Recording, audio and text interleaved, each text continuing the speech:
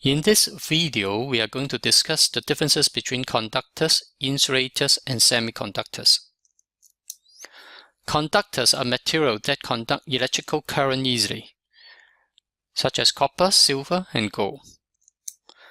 These are the electronic shell diagrams for copper, iron, and aluminium.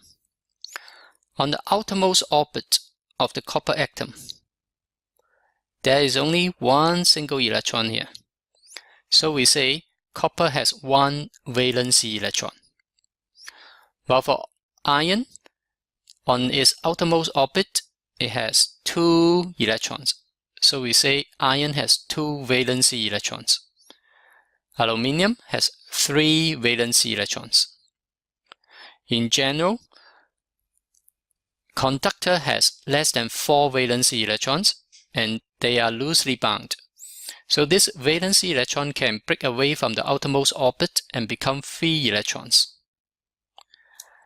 While conductor has many free electrons, so current can flow through the conductor easily when voltage is applied across the conductor.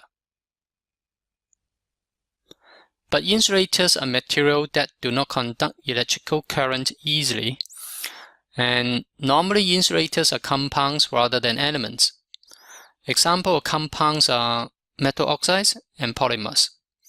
Example of insulator elements are hydrogen, oxygen, phosphorus, sulfur. These are the electronic shell diagrams for phosphorus and sulfur. Phosphorus has 5 valence electrons, 1, 2, 3, 4, 5. Sulfur has 6 valence electrons, 1, 2, 3, 4, 5, 6. In general, insulators has 5 or more valence electrons that are tightly bound. This valence electron cannot getting away from the outermost shell easily become free electrons. Therefore, inside the insulator has so few free electrons to allow electricity to go through the insulator. Intrinsic semiconductors or pure semiconductors is neither a good conductors nor a good insulators.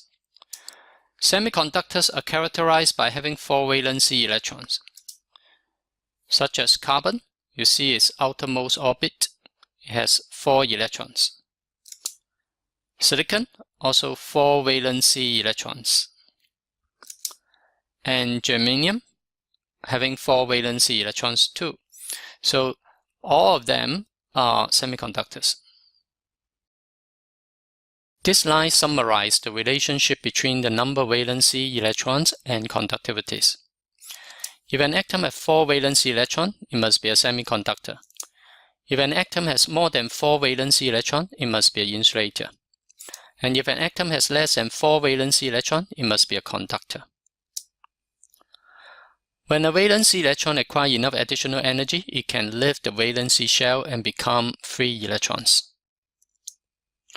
And such an electron are said to be moving from the valency energy band to the conduction energy band. This diagram shows the energy level of the valency band and the conduction band of an insulator.